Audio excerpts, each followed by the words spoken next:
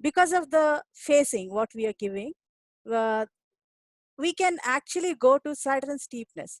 But when there is an earthquake condition, that actually creates more loads, more pressures on the wall, that even the walls which are very stable under static conditions can become totally unstable under seismic conditions. Now, in a retaining wall, there is something called failure surface. If you see the research on retaining walls, starting from Rankine, Coulomb, whoever has worked on retaining walls, the first assumption they make is on the failure wedge behind the wall.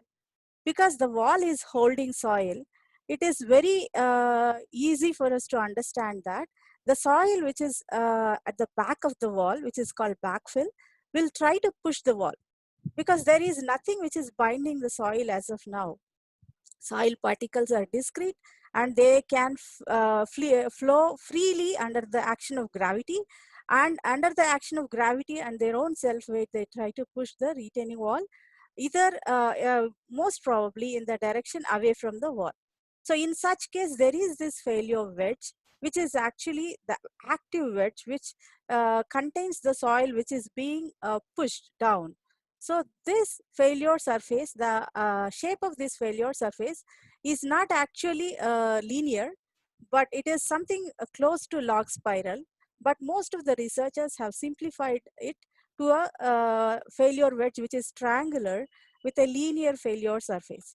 So failure is typically defined as the condition where the shear resistance mobilized along the failure surface is exceeded by the forces which are acting on the wall.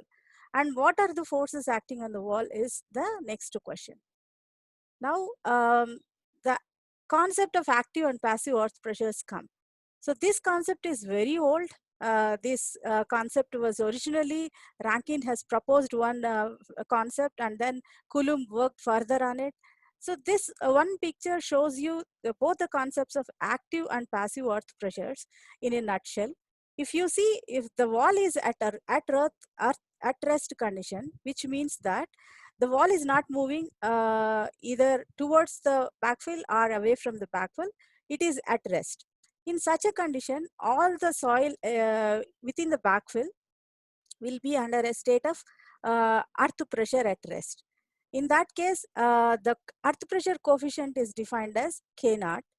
Whereas if your wall is pushed away from the backfill, this is typically an active earth pressure condition where you have a displacement very small, and the active earth pressure coefficient is also very small in this case, and the displacement, when you normalize it with the height of the wall, ranges between 0.1% to 0.4% for dense to loose sands.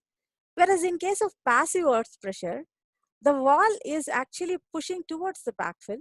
In that case, the displacements are high. The coefficient of earth pressure at rest is also, coefficient of passive earth pressure varies between 3 and 10, which is high.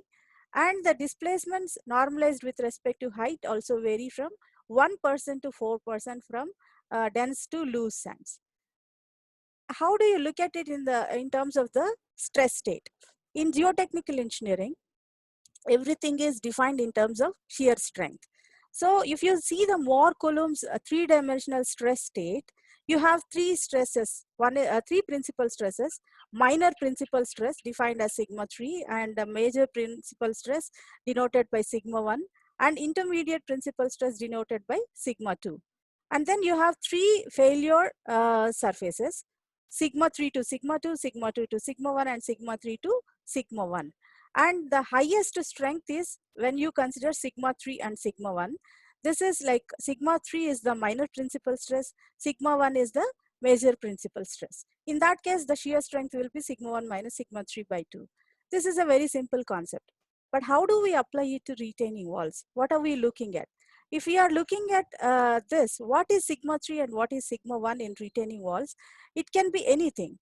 For example, in this picture of simplified strength envelopes of Moore circles in 2D soil stress state, you can see that this is the active earth pressure condition where your minor principal stress becomes confining pressure.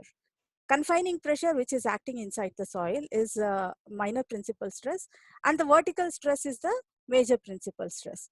In that case, the failure envelope is same for both the cases. This is the passive case, but only difference is in case of a passive earth pressure state, the major principal stress becomes the confining pressure. You can very easily see this intuitively if you imagine an earth retaining wall. The wall is being pushed away from the backfill, which means that the pressure inside the backfill should be reducing further and further with the movement of the wall. So sigma H actually keeps on reducing until it reaches the failure envelope. Whereas if you are seeing the case of passive earth pressure condition, the wall is being pushed towards the backfill. So the confining pressure keeps on increasing until it reaches the sigma H value to the touch the Mohr circle. So in these cases, Rankine has derived this Ka, that is coefficient of active earth pressure, from this simple equation. We can very easily understand this from this Mohr circle diagram. This is tan square 45 minus phi by 2 or 1 minus sin phi by 1 plus sin phi. Whereas in passive state, it is tan square 45 plus phi by 2 or 1 plus sin phi by 1 minus sin phi. This is the fundamental concept of active and passive earth pressures. Now in a retaining wall, how the earth pressure is distributed. This is very important when we have to design these retaining walls. You have this wall. In here, I am showing backfill on both sides. So to the right of it, you have active earth pressure condition. Wall is moving away from the wall, backfill. So the resultant active thrust on the wall, considering Rankine's earth pressure, is actually triangular. It is simplified into a triangular pressure distribution.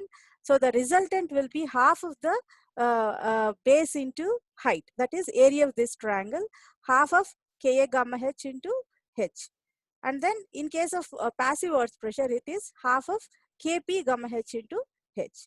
These are the resultant earth pressures acting on the wall under static conditions. Now this Rankine's active earth pressure distribution can be different for different types of soils. The first picture shows for pure frictional fill. The second one shows for pure cohesive fill, and the third one for a C5 fill. I will restrict all my further discussions to only frictional fill, because most of the times the soil, backfill soil we use for retaining wall construction is purely frictional. So this is passive pressure distribution. We are also not much worried about passive earth pressure distribution, because most of the times our retaining walls are designed to withstand an active earth pressure condition. That is the design condition for us.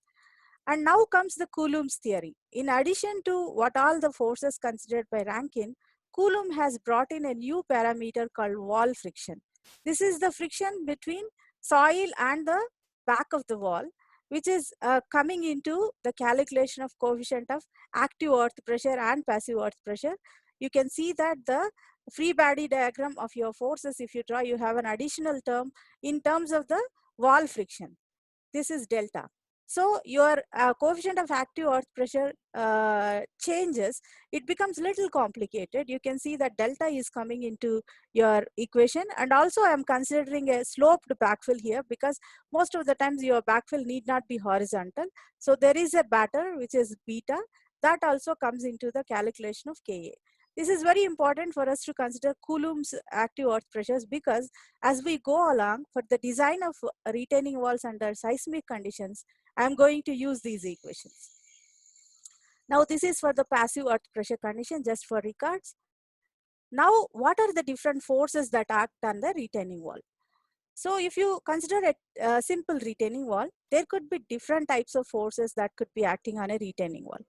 The first one would be dead load due to the surcharge.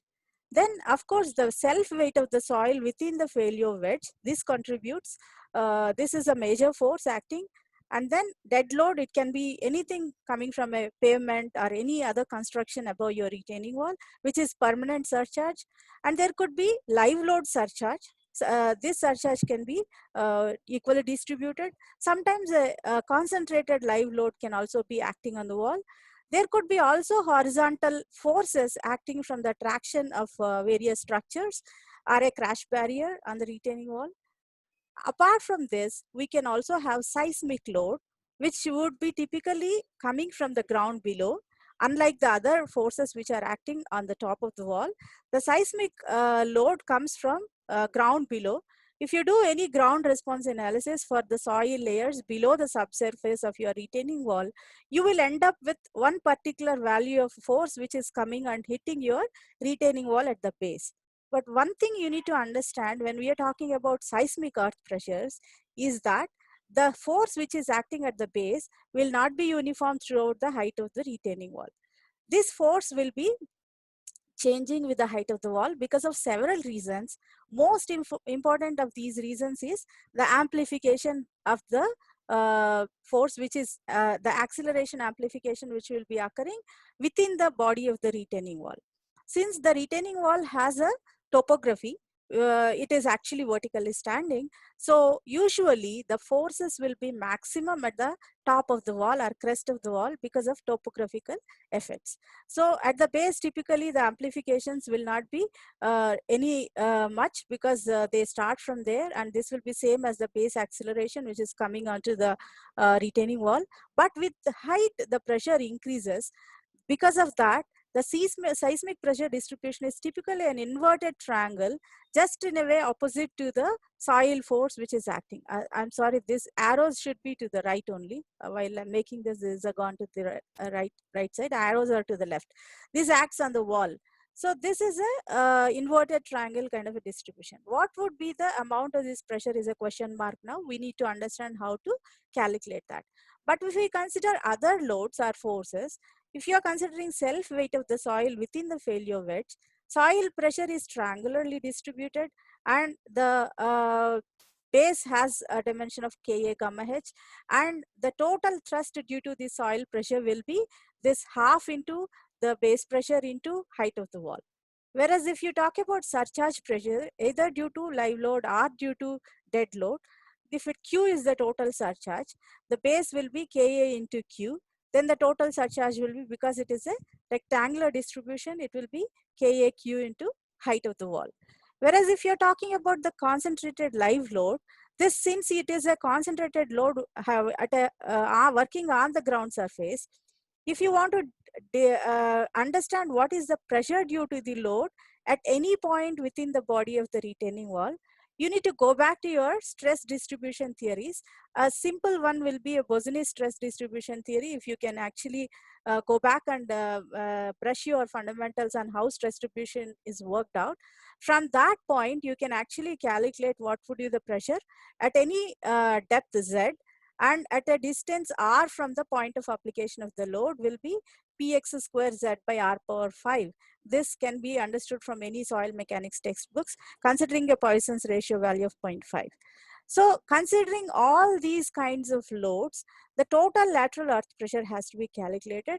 Most of the times it is highly complicated because it is a combination of self-weight, surcharge, point loads, any other horizontal loads, and seismic loads. And the overall pressure distribution will be something as shown in the figure. Now, coming to the retaining walls, when we have to design the retaining walls for static conditions or seismic conditions, we have three different types of failure that have to be considered. First one is sliding, second one is overturning, third one is overall instability. Sliding happens when your weight of the self weight of the wall, when it is acting, the total active earth pressure on the wall is actually higher than the resistance developed at the base. How is the resistance developed at the base? Because your base is resting on ground, the retaining wall will have a friction with the base or the foundation soil. So the friction generated at the base should be higher than the total active thrust on the wall to overcome the sliding. And we also have a factor of safety that has to be considered. And overturning happens when your moment acting with the toe of the wall is more than the resisting moment due to the friction at the base. And then overall instability can happen because of bearing capacity failure. If your bearing pressure is exceeded by the contact pressure which is acting below the wall, sometimes there could be a deep seated failure because of sliding which can happen due to from a point which is very far from the retaining wall, but it can actually cause an instability in the wall because of the foundation instability, or sometimes soil getting liquefied within the retaining wall. If the soil within the retaining wall is liquefied, its C and phi values, typically phi values reduce drastically, they become zero sometimes. Because of that, whatever shear resistance we have assumed to act along the failure surface will come down to almost zero. Because of that, it can actually fail in a deep-seated failure. So these are the three different failures. Even under static conditions we have to consider. But then when you have an earthquake, the inertial forces and changes in the soil strength may violate the equilibrium, and they cause permanent deformations in the wall. So because of earthquake, we have additional forces added to sliding and the tilting and the overall failure. This is a typical retaining wall failure. You can see this happened in a railway station during Hansen earthquake Kobe in 1995. You can see this can be disastrous because these retaining walls run for few kilometers, and whatever we see on the paper is very, very insignificant compared to what is experienced in the real life condition. Now, how do you design these retaining walls for earthquake loads? The most popular design method for the seismic design of retaining walls is Mononobe-Wakabe method. This is as old as 1926. Wakabe worked on this first, and then Mononobe started improving on that. So this method simplifies the dynamic lateral earth pressures and retaining structures by considering them as pseudo-static forces acting on the wall. This is a very simple concept to understand because there are three basic assumptions here. One is you assume that the wall moves sufficiently to produce minimum active earth pressure. Then when the minimum active pressure is acting on the wall, then you assume that the soil wedge behind the wall is almost close to failure, which means that the maximum shear strength is mobilized along the potential sliding surface, which makes the calculations easy because phi acts only when the soil reaches the maximum, it touches the failure surface. When you assume that the failure surface has maximum strength mobilized, you mean to say that soil already is at the verge of failure. The third most important assumption is the soil behind the wall behaves as a rigid body so that accelerations are uniform throughout the mass. The effect of earthquake motion can be represented by the inertial forces. In horizontal direction, it is Kh into W. Kh is the horizontal earth pressure coefficient. W is the weight of the sliding wedge, which represents the self weight of the soil, which is pushing down within the active wedge. Kv is the coefficient of vertical earth pressure. W is again the weight. Kh and Kv are the horizontal and vertical components of the earthquake acceleration, and then these can be determined from your codal provisions.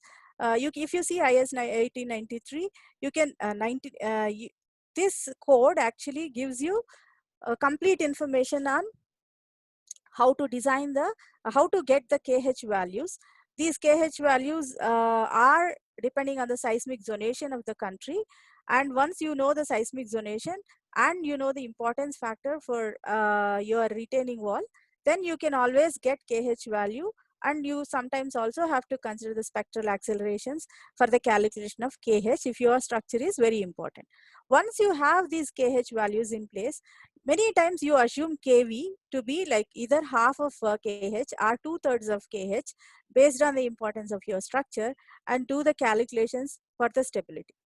Now, to simplify the Mononobe-Wakabe method, this is the active earth pressure, active wedge which is pushing the wall, and then you have the Kh into W acting in horizontal direction, Kv into W acting vertical direction. These are in addition to the self weight of the wedge and the surcharge pressure and live loads and all other forces which are acting on the wall. This will be the free body diagram including the seismic forces. So this is the force polygon, and this is the most important concept of how seismic pressure distribution happens as per Mononobe-Wakabe method.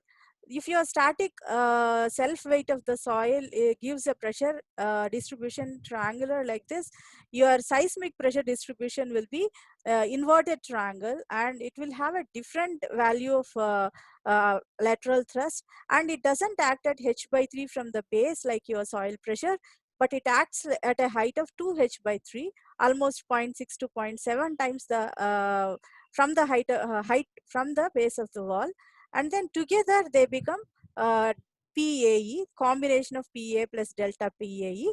This becomes a big lateral thrust which is acting on the wall. Now, to move on the Mononobe-Wakabe method, you need to consider Coulomb's theory for active and passive earth pressure distributions behind the wall. So in case of Coulomb's coefficient of active earth pressure, we had an equation.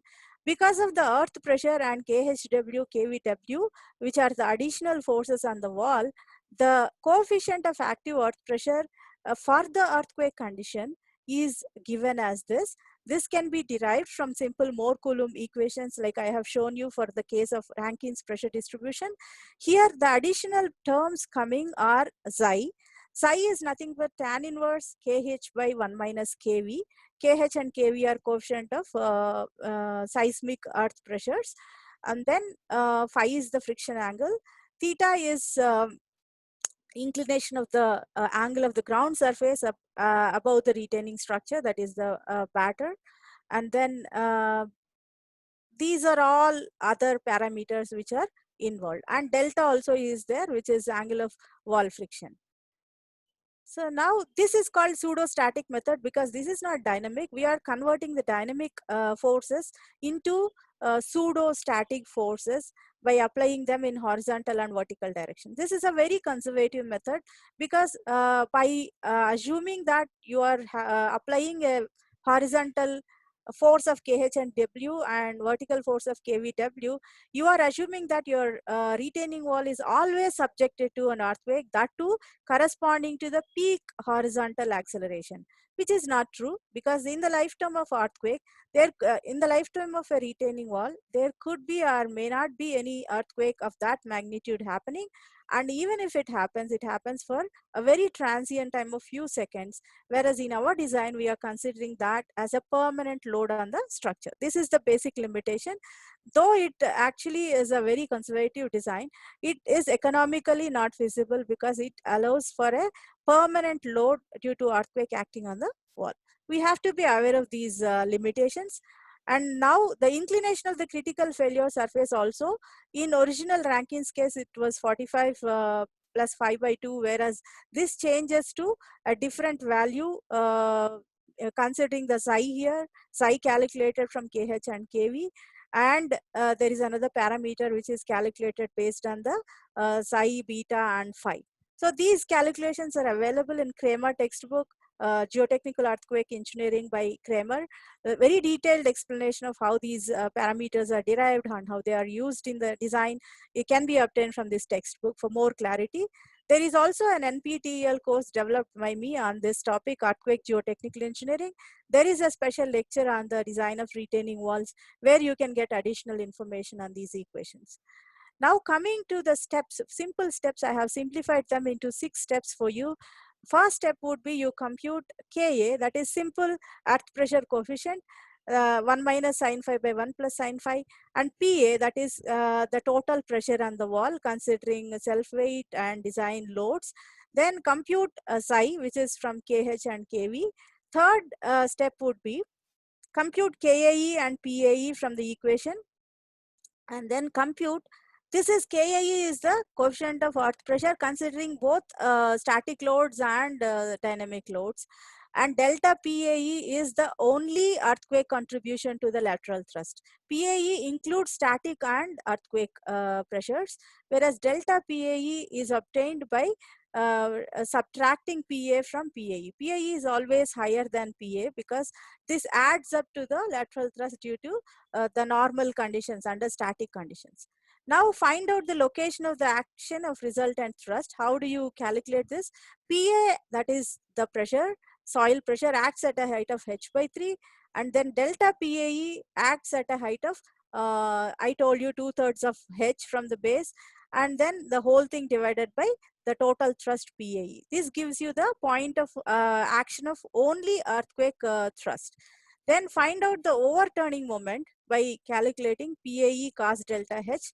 Delta is, I told you, the angle of wall friction, and then you can calculate H from this equation and substitute here to get the overturning moment. This simplified approach may not be appropriate for high risk or high importance retaining structures, for which you need to maybe involve some numerical analysis to actually consider most accurate earth pressures. But most of the times, researchers have shown that the pressures calculated using MO method are agreeing very well with field retaining wall displacement measurements and force measurements. Now, giving you how to check for lateral sliding, that is the first check for the stability of a retaining wall. The sliding force, one is due to its own self weight, Ka gamma h square, then live load plus dead load into Ka. Ka has to be calculated from the phi value of the backfill soil, and then delta PAE. Delta PAE is the seismic, horizontal seismic force, and then what is the resistance to the sliding? Resistance to sliding is whatever is the frictional resistance acting at the base. That is self weight plus, when you are calculating resistance, one fundamental rule for us is, whenever you calculate resistance in case of retaining walls, either it is shear resistance or overturning resistance, you need to ignore the contribution of live loads, because live loads are only transient. They cannot be contributing to the shear resistance, because if you calculate shear resistance with the contribution of live loads, when they are removed, then you will be miscalculating the factor of safety. So for the calculation of resistance, I have considered only dead load. So this is the total vertical load multiplied by the friction coefficient, which is tan phi. Phi is the friction angle of the soil. Then you have to check that the factor of safety against sliding is more than 1.5. Now, next step would be factor of safety against overturning. So when we consider overturning, the overturning moment will be the total horizontal thrust due to vertical load and horizontal thrust, due to static thrust and earthquake thrust into cos delta into H. This I have already explained to you how, if you can go back, actually I have shown you how the earthquake thrust can be calculated in Mononobe Wakabe method using both KHK, because overturning is something which is happening with the respect to the toe of the retaining wall. And then when the total thrust is actually included with the thrust created by earthquakes, then you have additional thrust, which will be calculated from the values of KAE, PAE. So this can be PAE cos delta because of the angle of inclination into H. Then resisting moment will be, the resisting moment, again you will ignore the contribution from live load, and then you calculate the gamma HL self weight, which acts at a distance of L by 2. L is the width of the base, and this is the dead load, acts at a distance of L by 2 again. Now factor of safety against overturning should be more than 2. The next check will be for bearing capacity failure. Bearing capacity of the foundation soil, it has to be estimated first, considering this is allowable bearing pressure typically. This has to be determined considering both bearing capacity failure and maximum permissible settlements. All permanent live loads are considered for the estimation of foundation pressures, and then you need to understand what is the contact pressure distribution below the wall. You have to remember that the contact pressures will not be uniform. It is not a uniform pressure distribution below the wall. It will be trapezoidal. So you need to check what is the contact pressure distribution. So the trapezoidal pressure distribution has to be considered, because the total overturning moment will be acting at an eccentricity, because eccentricity comes because there are non-uniform pressures acting at different heights of the wall. Earthquake pressure acts at particular height, self-weight acts at a particular height. Sometimes you have a batter to the backfill, and you also have live loads, dead loads. So you have an eccentricity of the resultant thrust. And the eccentricity can be calculated using resisting moment and overturning moment and the total vertical load coming onto the wall. So the base, if you consider the width is B, then you have a eccentricity acting like this, and the contact pressures will be Q minimum and Q maximum. This concept is available in most of the foundation engineering textbooks, because here we are considering the retaining wall as a strip footing because it is a plane strain condition. You have a large dimension on one side and finite dimension on one side. So this has a plane strain condition within the backfill. So your contact pressure would be distributed with respect to strip footings, what you see in any foundation engineering textbook. Even the Bowles textbook on foundation engineering gives a very clear explanation on how to calculate this eccentricity and the distribution of the pressures. So Q maximum will be the QA, that is R by B. R is the total vertical loads acting. B is the width of the footing. Generally here you have to take the foundation width of the retaining wall. So 1 plus 6 E by B. The first check would be to see that the E value falls within B by 6 of the base. B is the breadth of the base. E always should be less than B by 6. If that check is verified, then you have to calculate what is the maximum pressure and minimum pressure.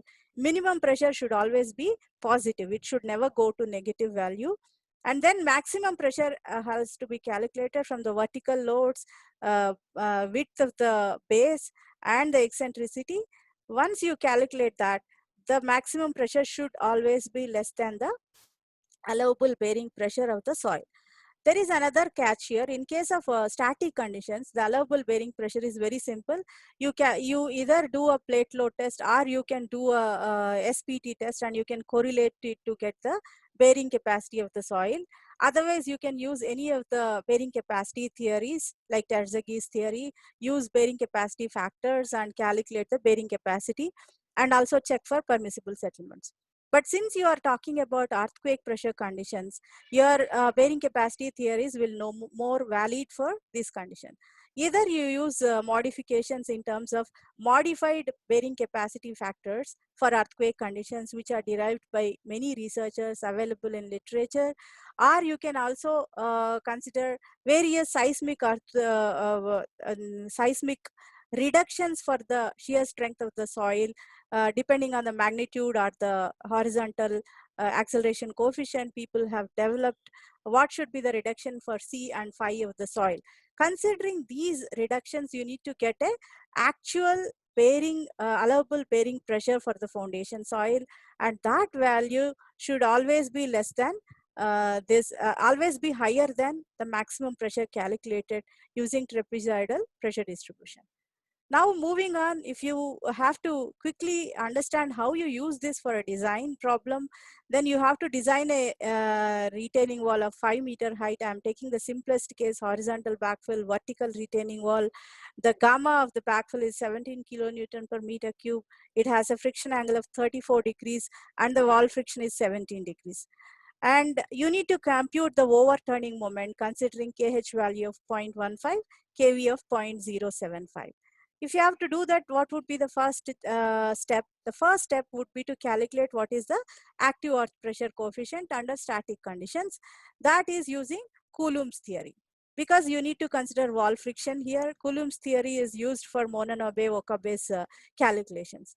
Ka has to be calculated substituting phi as phi of soil. Theta is the angle of backfill. We have a horizontal backfill. Theta is taken as 0 here. And delta is the wall friction value, which is given as 17 degrees. So substituting these, you get what is the static active earth pressure on the wall using Coulomb's theory. Now the static active thrust, static active thrust, here I'm not considering any dead load or live load here, just taking the self weight, that will be half Ka gamma H square. Then you calculate Pa value substituting Ka, and then gamma is the unit weight of the soil and H is the height of the wall. Once you have the static active thrust, next step would be to calculate Xi value. I already told you psi is the coefficient calculated from KH and KV using this equation. So calculate what is psi and substitute the value of psi for the calculation of total active thrust, including earthquake condition. This is not static thrust, this is the total active thrust. So that will have, the equation will have psi in it. So substitute psi value in that equation along with theta, delta and phi. So you get KAE.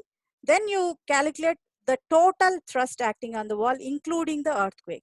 So that will be half KAE gamma h square into 1 minus KV as per Mononobe-Okabe theory.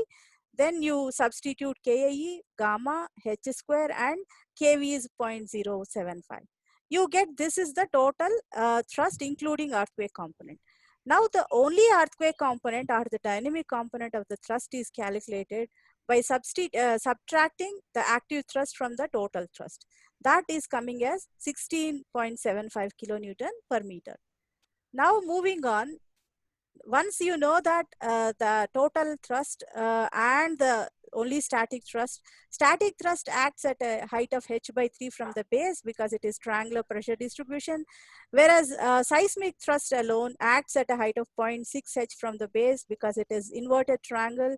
So the total thrust is in the denominator. So you get the height of resultant action of this thrust, that is 1.98 meters.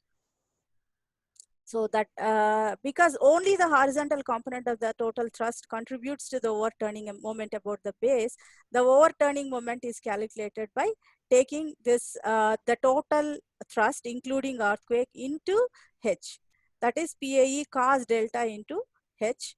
That is from this is PAE cos delta into h because it acts at an angle of delta. This is PAE into h if it is a horizontal, I mean if you consider Rankine's pressures, but here for us it is cos delta into h. So if you can substitute this, you get what is the overturning moment at the base. The next check whether to this moment is higher than your resisting moment. If you have to calculate that, what you need to do is you need to typically calculate what is the resisting moment. For calculating the resistant moment, you have to take the vertical force acting on the at the base of the wall and then that into L by 2 because it is width divided by 2. You have to take moments about the toe of the wall, so it acts at a distance of B by 2 from the toe. So from that you can calculate resisting moment and check for what is the factor of safety against overturning, which is the most critical kind of a check for retaining walls. Moving on, there are something called reinforced earth wall. Most of you are aware of this. These reinforced earth walls offer many advantages over the conventional retaining walls. They have improved seismic performance. They have advantages in ease of construction. They can be constructed easily compared to your gravity walls. And then they save a lot of cost in construction. Most importantly, many of the recent earthquake experiences showed that the reinforced earth walls behave more effectively or efficiently during seismic loading. I will show you one example. This example is quoted by most of the people working on seismic retaining walls. This is a geogrid reinforced soil wall constructed along Kobe line in 1992. They have constructed. This is a picture taken after construction of this wall. And 3 years after the construction of this wall, there was a huge earthquake in the area in the vicinity. Most of the structures have collapsed, and it is very surprising to see that the reinforced retaining wall which was constructed has not undergone any failure. It has shown very slight movements, but the wall has not failed during this earthquake, which is a major earthquake. It's a very historic earthquake.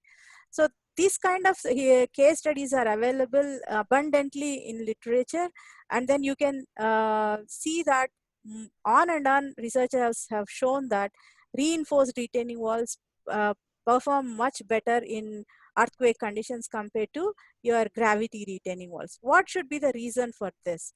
The most, contrasting behavior between a flexible retaining wall like reinforced, geosynthetic reinforced or metallic reinforced retaining wall and the gravity retaining wall, which is considered to be rigid because its face is very rigid.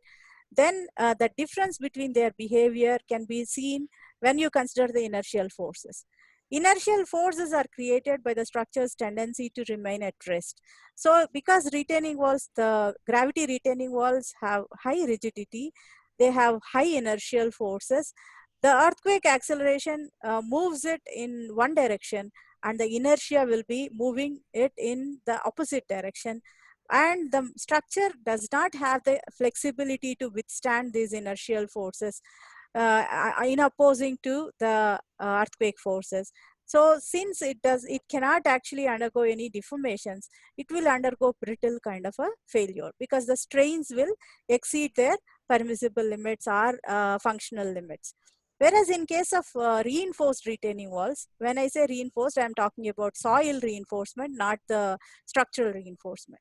In case of geosynthetic or metallic reinforced retaining walls, the inertial forces actually act in opposite to the ground motion, but the wall is flexible because of the reinforcement which is inside.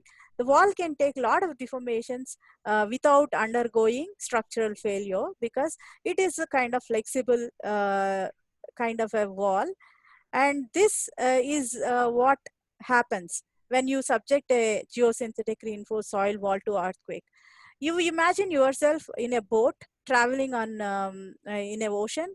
So when a wave comes, the boat also travels along with the wave, and then the wave recedes, the boat comes back to its equilibrium position.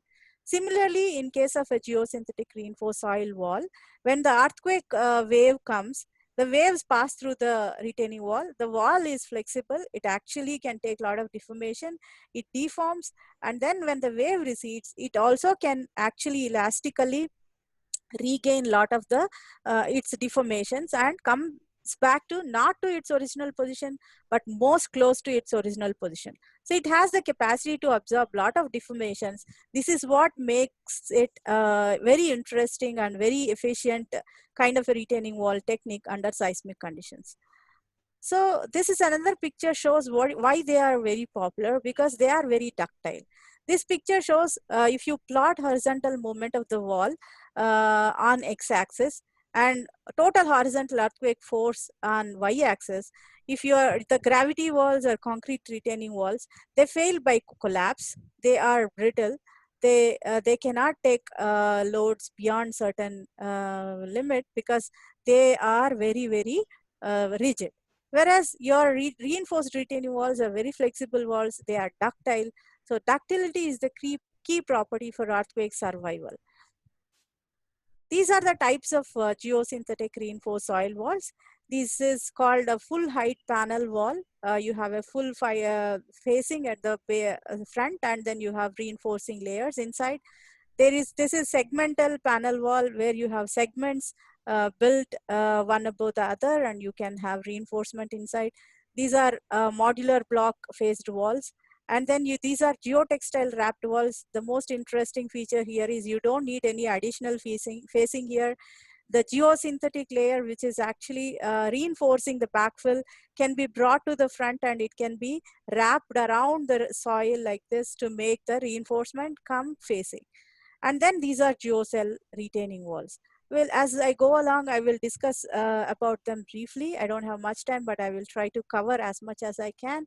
So if you talk about how to design these geosynthetic reinforced earth walls against sliding, overturning, overall bearing capacity failure, I will only talk about what are the additions we have to consider here compared to what we have already discussed in the context of unreinforced walls or gravity retaining walls.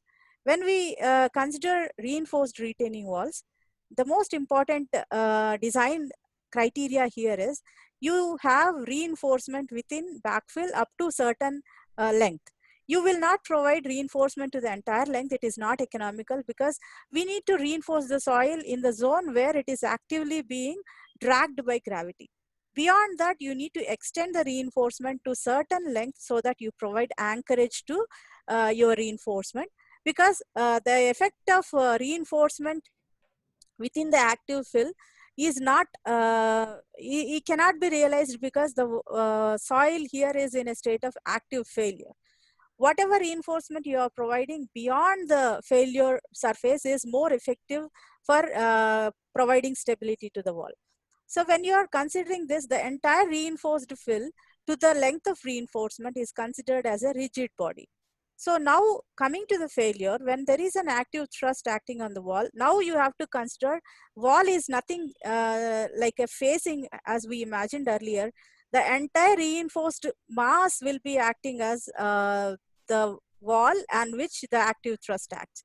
So the active thrust comes from the backfill, whereas the reinforced fill is a part of the wall here. That is the most fundamental difference between gravity walls and this reinforced walls.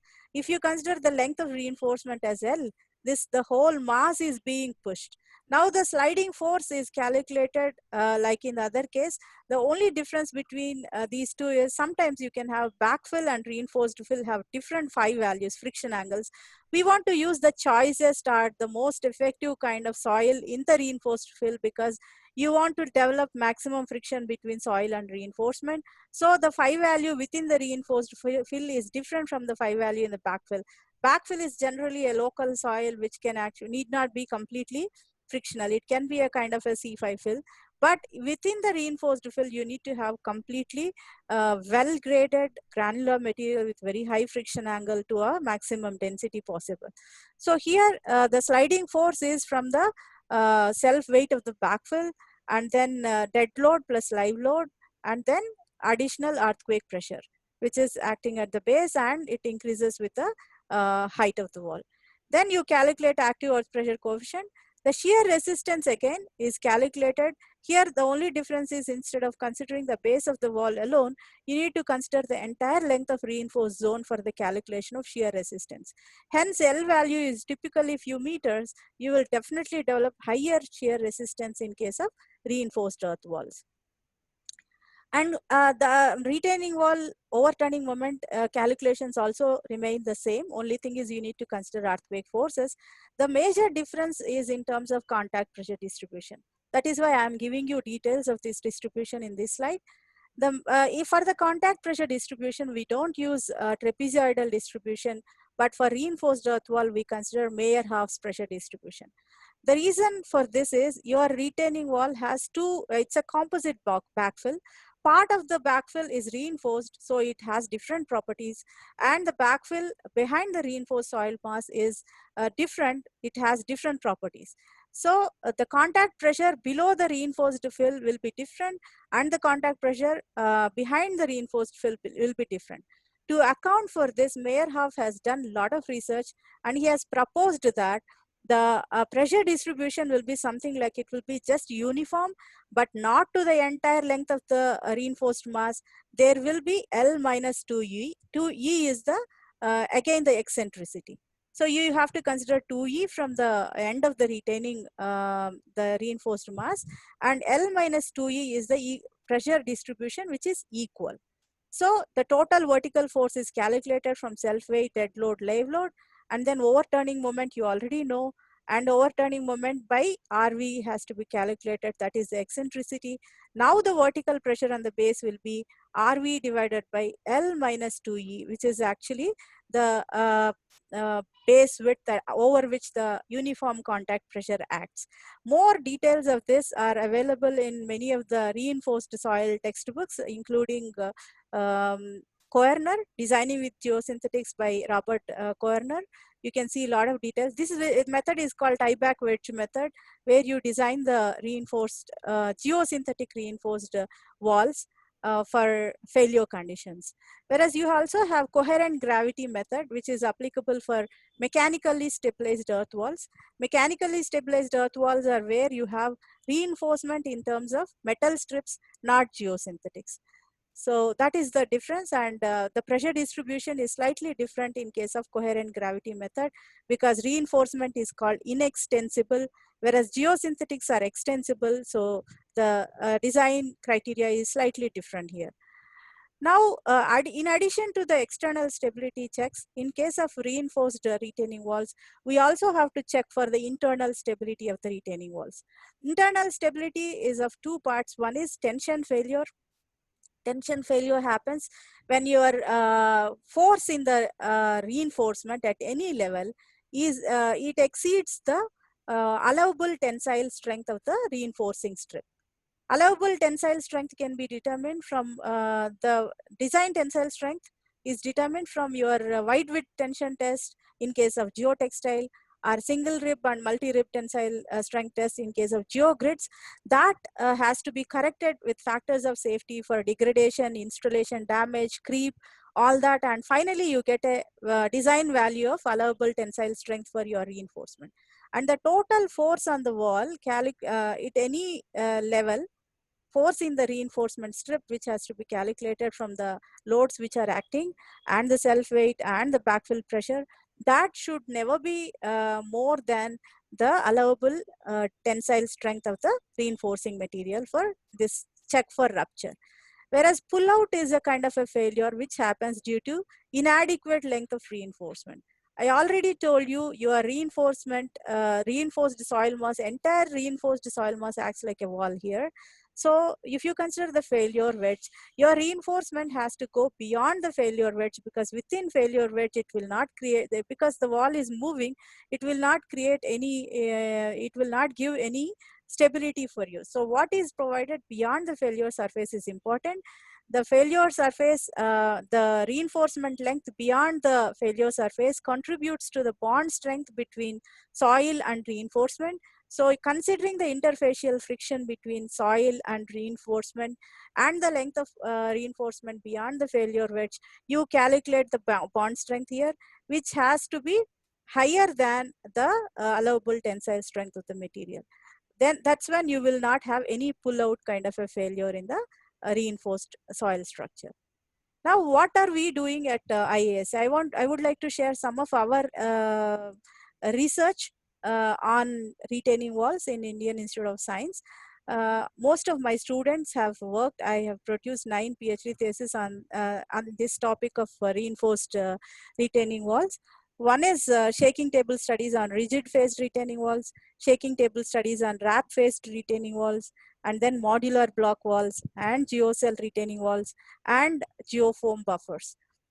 Now, what is a shaking table? Shaking table, for those of you who do not know or have not seen a shaking table, it is a kind of a facility where you can build soil structures and then, or any kind of a structure, and subject it to earthquake kind of a ground motion.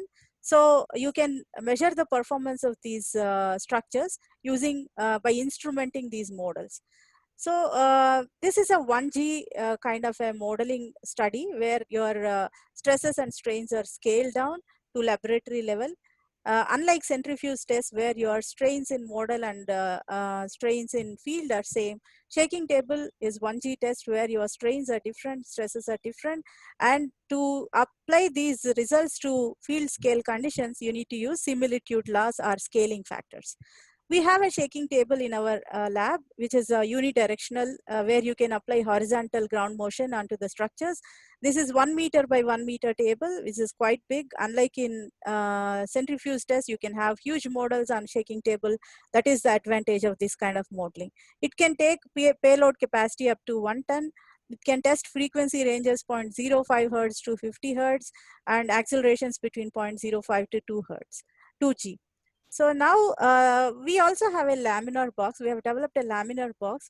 Laminar box is a container which is used to build soil models to avoid any kind of a boundary conditions on the walls. If you use a rigid container, you can have reflection of waves and generation of P waves at the boundaries, which makes the soils or structures response confined. You do not want the response of the structure to be contained or confined by your boundaries. So this is a laminar box. I have also shown you elaborate pictures of how it is between layers. We have aluminum layers which have roller bearings in between. So these roller bearings allow the movement of these horizontal stack of these laminas. So the model which is built inside can move in any direction freely. It is not restricted by this boundary, and it will not have side friction as in case of rigid boundary, and also it has minimized boundary effects and least resistance to the deformation of the soil. So once you have a structure built inside, the structure can easily deform in the direction of shaking, unlike in case of rigid containers. So now we also have instrumentation. These are accelerometers, piezoelectric type of accelerometers. I'm sure all of you know what is piezoelectric. This actually can convert mechanical pressure into electrical pulse, or electrical pulse into mechanical pressure, which will be read by analog voltage output. It can measure plus or minus 2g kind of acceleration in both directions. And then these are interesting sensors. These are called ultrasonic displacement sensors, which are first time used in the history of shake tables testing at IASC or anywhere in the world. So these are manufactured by Banner. These sensors, the advantage is these are non-contact type sensors. Since you are doing a test at different frequencies, sometimes you might be moving the model at a frequency of 10 hertz. That means within a second, the structure moves 10 times. And it is a very dynamic kind of a test condition. Most of the times these tests last for a few minutes. So the measurement of deformations becomes a challenge. If you use a contact type of displacement sensors, they get disturbed by the movements of the model. So we have used, this is typically used in petroleum industry for measurement of fluctuations in petrol level in wells. So we have gone ahead and used them for shaking table displacement measurements. They can respond within 10 milliseconds of time. So you can take so many measurements within 1 second. And then the sensitivity is 0.01 millimeter. These are auto teach kind of a thing. You don't have to calibrate them. Every time you keep it in front of a model or any material, they send ultrasonic waves. These waves go and reflect they go and touch the surface, and based on the reflection time of these waves, you can measure what is the distance between the source and the model. So that is how these are used, and you can see them fitted onto retaining walls. These are wrap phased retaining walls built by one of my students, my first PhD student, Murali Krishna. You can see that this is a geotextile wrap faced wall where you don't have any extra facing, and it is instrumented with accelerometers inside and non-contact displacement sensors placed along the height of the wall. And this is a typical result. I'm not going to any technical details of our results. Most of the papers are published. You can actually read through them. I'm showing you one of the wrap-phased retaining wall, how it is responded to Bhuj earthquake. You can use sinusoidal or any kind of wave pattern in this kind of shaking table, or any random event can be programmed into the control unit so that you can subject the entire structure to that particular ground motion event. When you use Bhuj earthquake motion, you can see like how accelerations are amplified at different levels and how displacements happened in the model at different elevations. So you can measure these things and calculate the deformations of the walls and also acceleration amplifications at different levels of the walls. So these are rigid phased retaining walls. Here for creating rigid facing, we have used steel stacks. So they are like stacked into each other very rigidly. There is a steel rod running through them, and then keeping them, you can see these rods, and it is intact. It is totally rigid. And then we also have constructed modular block walls. One of my students, Santan Kumar, he has worked on this. We actually manufactured these blocks. These are modular blocks made of concrete. So when these are used for facing, you need to give a batter, and there is a hollow portion which is filled by soil, typically aggregates. And then you can also have reinforcement within the wall.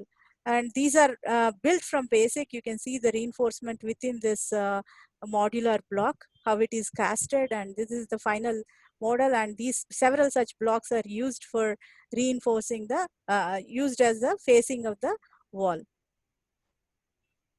And these are geocell retaining walls. Geocells are very, my favorite topic, because that was my PhD topic at IIT Madras, geocell supported embankments. So I've been working in this area from long time. Geocells are different from planar geosynthetics because they provide all-round confinement effect to the soil. These are made from geogrids, joining them. I will explain, I will just show you this and explain the concept of geocell in next slide. So this is a geocell facing and you have backfill inside. There is no reinforcement within the backfill here. This is an enlarged picture of a geocell reinforcement at the facing. This is the mechanism of geocell confinement.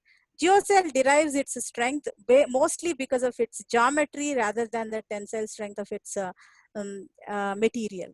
Because it is a three-dimensional structure, since this comes in now, it is commercially available, even manufactured in India. It also has pores to allow drainage so that no pore water pressures are developed inside. So these are expanded and then provided as the facing of the retaining wall. If you go back and check in Google how to create a geocell retaining wall, you'll be amazed to see that most of these retaining walls are constructed within few days. Huge dimensions retaining walls can be constructed in days because it's very easy to place them and then fill them with soil. These are filled with soil. The advantage here is when each cell or pocket is subjected to internal pressure and also the pressure coming from the cell adjacent to it. So the soil is in a kind of a confined state. Whenever there is a huge confinement in the soil, it will develop very high shear strength. Apart from this, it also develops friction along this, along the vertical panels. You can see that there is friction here, and there is also load distribution also highly uniform. So it has several advantages. I'm not going into details of that. So these walls can be built with ease, and they are very, very efficient for earthquake resistance, because whenever there is a failure, it is impossible for the failure surface to cut through these stacks of geocells. So most of the times we have done, this picture shows you like how, if you have a rigid faced retaining wall, the movement is like this. It just gets overturned with respect to the toe. Whereas in case of geocell facing, we have seen in our lab and through our research, and also realized through field studies, from field studies, it is the geocell facing adjusts the total deformations within its height so that the overall movement of the wall is very, very minimal compared to any other form of reinforcement. So this is the most trending type of retaining wall in most of the developing countries, and it has entered our country also. We have several geocell walls being built, and also hybrid walls. Some places you have geocell, some places you have hybrid kind of reinforcement. You can go back and check the case studies available in many of the ground improvement companies and geosynthetic manufacturer companies. And I already told you, geocell derives its strength from its geometry rather than its tensile strength. So this material is nothing but polyethylene sheet, which you typically use for overhead projections. You would have seen these kind of things. So using that, we can actually build retaining walls which are considerably high, and they can sustain a lot of earthquake loads, which means that this is actually, the geometry makes it very, very strong, and even with a very low strength material, you can have huge advantages. Now, the next trending topic or trending practice in retaining walls across the world is geofoam.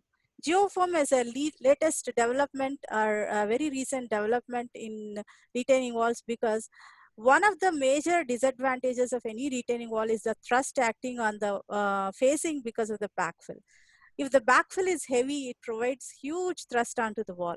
If you can make the backfill light within the active wedge, I already told you, active wedge actually is the wedge in which the soil pushes the wall forward. If you can make it very lightweight, then you can actually reduce the thrust so much. So with that intention, people have used this expanded polystyrene, which is called geofoam. So this is a very lightweight block. You can get more information on it from a lot of publications and in Google. So you can actually choicest replacement of this active wedge with geofoam blocks can completely reduce the pressures on the wall. Another advantage here is it has excellent damping properties. So it can absorb a lot of shock without undergoing much of deformation. So geofoam is used as a seismic buffer in the construction of retaining walls. And another additional advantage is you are replacing soil, which is a natural material. It is impossible to get natural sand these days. So if you have to use a high friction material within the backfill, you cannot get so much of quantity. So if you can replace parts of it with geofoam, you can provide additional seismic resistance, as well as you can reduce its cost. We have used geofoam at the facing just to see how it can reduce the deformations, because it can absorb a lot of shock. So these are the results. One typical plot I am showing you. With the use of geofoam, we can actually reduce the deformations a lot, because it doesn't allow the seismic shock to come and hit the backfill so that the wall will not move as much as it was moving without a geofoam. And how to apply the shaking table test results to field conditions. I have already told you that there are several scaling factors developed by several researchers. You can get them in literature. One very famous and typical scaling factors table I am showing here. So in lab, if you are getting a strain, in field also you get a strain of 1.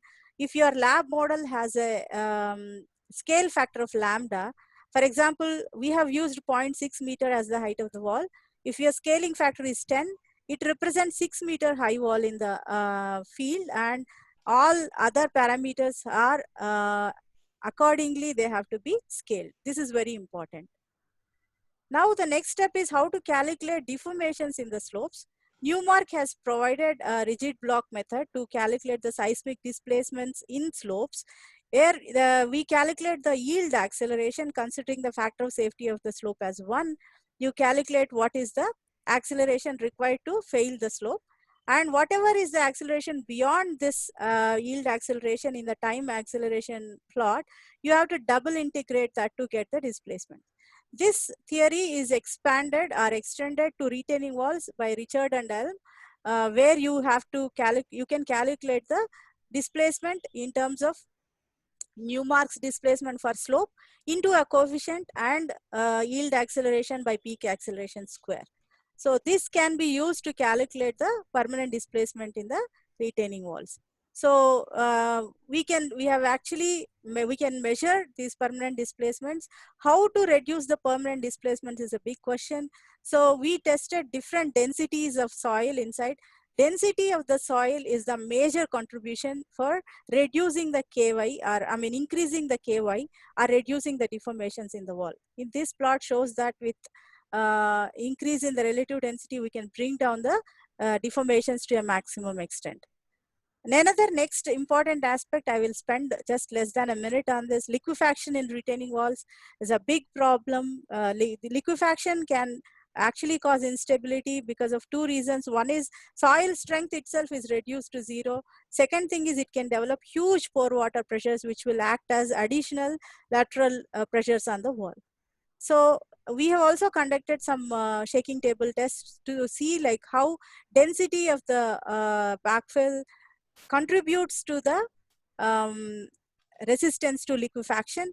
The probability of liquefaction, if you calculate from the field, from the literature, that can reduce a lot by increasing the density. You can see that with increasing the density from 43 to 67%, the pore water pressure ratio has come down. Here the pore water pressure ratio was 1, and here the pore water pressure ratio was about 0.4.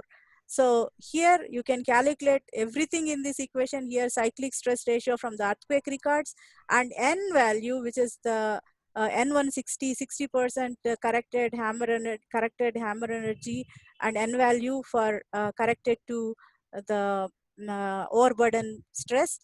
The whole thing, if you substitute in this, your probability of liquefaction reduces a lot by increasing the density. So that finishes my presentation. I give a lot of credit to my students, Murali, Santan Kumar, Manju, Srilata, Renjita, and Nandi Varman. Thank you so much. Now I welcome any questions. Sorry for taking a little extra time. Thank you, ma'am, for such a lucid lecture. It is very comprehensive. You covered not only the basics, but also advanced topics. and you have provided a complete design procedure with all the steps, which will be very, very useful to the practicing engineers as well as our students. Uh, there are a number of questions. Before we take up the questions, we request all the participants to fill the attendance form. Otherwise, we are getting lot of requests later on for the certificates as well as the feedback forms, which is not possible without you filling the attendance. Uh, Ma'am, there are different questions coming. I'm trying to pick some questions which are relevant to your presentation, and many questions are on codes and other basics which they can refer, and in fact you have explained also. One of the question by Muhammad Faisal is how to prevent the thermal stress on reinforced wall and how to calculate thermal stress on reinforced wall. So Yeah. Thermal stresses yeah, means you are talking about due to temperature changes in the climate, or like, I mean, there uh, can be different types of thermal stresses. One could be heating up due to any other external devices, or in conditions where you are providing a retaining wall in places where fire is a issue, or it could be just due to temperature changes in the with, I mean, that can be causing increase in the heat of the soil and thermal stresses. uh, I'm not sure what it is. is not very specific. Probably it may be due to heating, like in concrete and other. There are issues with the thermal stresses, ma'am. So maybe probably that. Okay, if it is related to what could be the thermal stresses on the concrete wall, I'm not sure, because you can calculate the thermal gradient, and you can uh, use it for increasing the stress what is acting on the wall. But one important aspect I want to stress on this context is the thermal variations can cause, in case of reinforced retaining walls, there could be a thermal gradient which will be causing additional stresses in the reinforcement. This is a very important topic for research, because reinforcement is very, it is extensible. It can actually extend under thermal gradients. And also there could be something called melting point. It is not relevant to India, where your temperature is very, very low. The reinforcement becomes totally brittle, particularly geogrids become brittle and break. And geotextiles also lose their strength. But in the present scenario, actually in our country, whatever is relevant, thermal stresses are not very important, because our reinforcements these days are very strong for these kind of thermal loads or temperature variations, until they're also UV resistant. So we are able to use them even for the facing of the wall. So I hope that answers the question a little bit. Yes, ma'am. There is another question by Anvesh. His question was how to analyze seismic pressures on retaining wall for a completely submerged Yeah, backfill condition, excellent particularly in question. case of high rainfall Yes. areas. Excellent question, because this is very relevant. I have discussed only dry conditions in the present lecture, but water in the retaining wall is always a issue. One thing is, we need to provide enough drainage to maintain. Most of the retaining wall codes tell you that retaining wall has to be always have a dry backfill. But irrespective of that, if you have water in it, you need to consider water pressure. Gamma W into H will be the additional pressure acting on the wall. At any particular Z, depth Z, gamma W into Z will be the pressure acting on the wall. This will add up to your total thrust what we are calculating. So that acts as an additional pressure on the wall. This is simply gamma W into, you assume a triangular, distribution, gamma W, because of Z. Yeah, Yeah, ma'am. There is another question related to the ground response analysis, that yeah, is amplification. Uh, correct. is reinforcement, soil reinforcement such as RE wall, is going to subject it to any amplification, ground amplification? If so, how to calculate or how to estimate? Definitely it will be subjected to amplification, because amplification is mainly because of the density condition, state of stress of the soil within the retaining wall. So to consider this, the ground response analysis is done. If you see any of the textbooks on earthquake geotechnical engineering, this is done through fundamentals of wave propagation theories. So you have layered soil. So then you subject it to a ground shaking below. Then the boundary conditions at any particular layer will be, see, in between layers, the gamma changes. So the shear stress is zero at the top, which is at the surface. And also the strain compatibility and stress compatibility between layers. These are the conditions we use for obtaining the ground amplifications, acceleration amplifications in the soil. Similarly, in case of a reinforced soil wall, at every layer of reinforcement, you have a different material. You have soil reinforced with geosynthetic material, for example. Then you have a discontinuity in the medium. So your acceleration amplifications change accordingly. You need to consider the density of the material and consider the strain compatibility to calculate the acceleration amplifications at that level. So typically, if you have a homogeneous soil with the zero damping properties, your amplification factor is uniform, which is 1 by cos kh. H is the height of the wall, k is the wave number. So that equation you can get from any of the textbooks. So if you have reinforcement, this value changes based on one is the difference in the strain properties, stress strain properties of soil and reinforcement, and also the damping properties. Madam, there is a curious question by Arshad. His question is, can we actually tie the retaining wall along with the reinforcement to bear the seismic loading? Definitely. This kind of reinforcement is already available. It's called anchored bulkheads or anchored retaining walls, where reinforcement is actually tied back.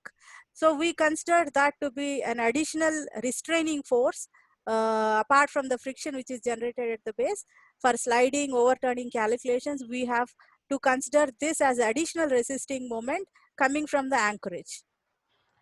Madam, there is one question by somebody, I didn't remember, but that is in relation to with sliding and overturning. Why these factor of safeties are different for these two Yes. conditions? Right. Excellent. That is a code specified number, because sliding is not very critical compared to overturning. Most of the times overturning is the most critical. Though you have adequate strength in sliding, you go to the next step and you will realize that you do not have additional safety for overturning. So overturning is the most critical kind of a stability check. So researchers felt that an extra factor of safety is required for overturning. That is why it is given as 2 for overturning.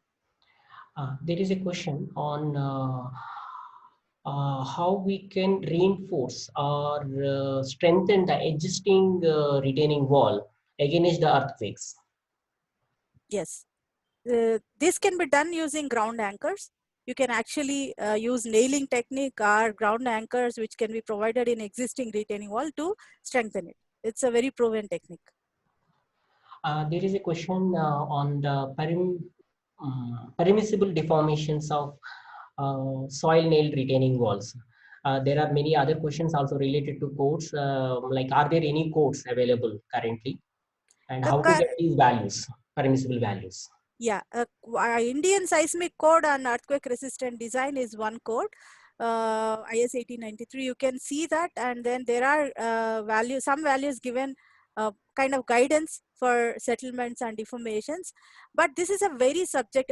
See, after 20 years of my research in this area, I realized that each country has a different code and different values for permissible settlements within the retaining walls. Most of the times it is not code based, but it is a function based. What kind of a service you are building using this retaining wall, and how much permissible settlement you can afford. That is the criteria which decides this value than any specific code. This is what I realized.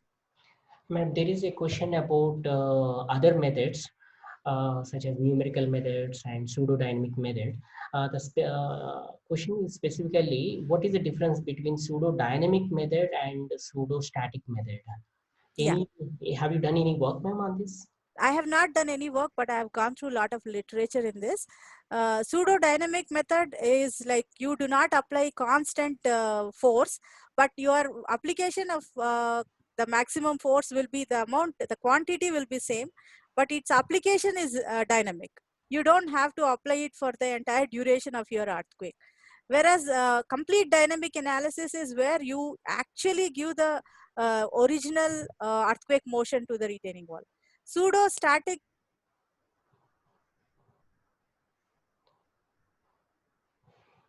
We lost your.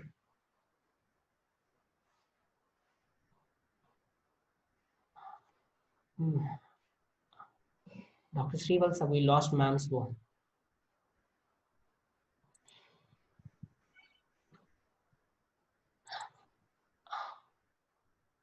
Okay, there is, I think, some problem. I'm not able to hear. Maybe. Can you hear me now? Yes, ma'am. It's fine. Okay. And maybe Okay. there may be problem with my internet connection. I don't know. And there are many questions related to the laboratory testing. One question is how we can induce artificial earthquake forces in the laboratory. Of course, you explained. So Yes. No, any earthquake motion is simplified into 3 parameters: acceleration, amplitude, frequency, content, and duration. So you can tweak with any of these parameters. You can define your own acceleration, amplitude, and frequency is the variation of amplitude with time, and then your duration. You can fix the duration. You can give any infinite number of combinations of these 3 parameters in lab. That is possible. okay, ma'am. Can I take one more question quickly? Sure, no Okay. problem. Yeah. The question is on Plaxis 3D. What are the advantages of using 3D analysis? Yeah, definitely. So I told you actually in whatever 2D analysis, we are ignoring the intermediate principal stress. I showed you that in the Mohr Coulomb circle, we are only considering major and minor principal stresses. Whereas if you go to 3D analysis, your plane strain simplification is no longer required because you are considering the entire three-dimensional geometry of your wall. And then you also consider the intermediate principal stress in the stress strain formulation. That will definitely enhance the accuracy of your modeling. But that becomes totally complicated because the retaining walls are usually very long structures.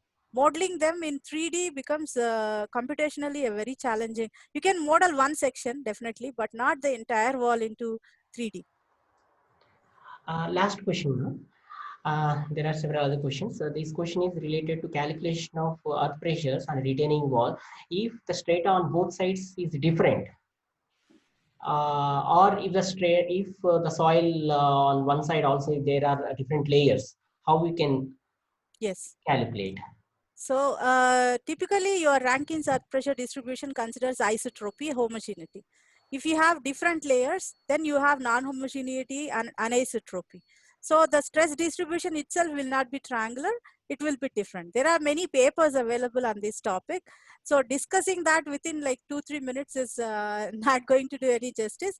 But the pressure distribution varies because of non-homogeneity and anisotropy. Thank you, ma'am. Thank you very much. And particularly sparing your valuable time. You take out time from your busy schedule and you came from your meeting. Um, and we got very good response from different sectors of the sectors, and we received more than 800 registrations, but we couldn't able to allow all of them due to limitations with our uh, Zoom. I thank all of you for participating in this webinar, and I, I'm sure you all must have enjoyed this lecture. It is a very focused lecture. So far, whatever lectures we have, they are all providing overview of earthquake engineering, but it is very specific addressing a retaining wall problem altogether. Thank you, ma'am. Thank you very much. I thank all the organizers and the participants. It was an excellent experience for me. Thank you so much. I have to leave now. Okay. Thank you.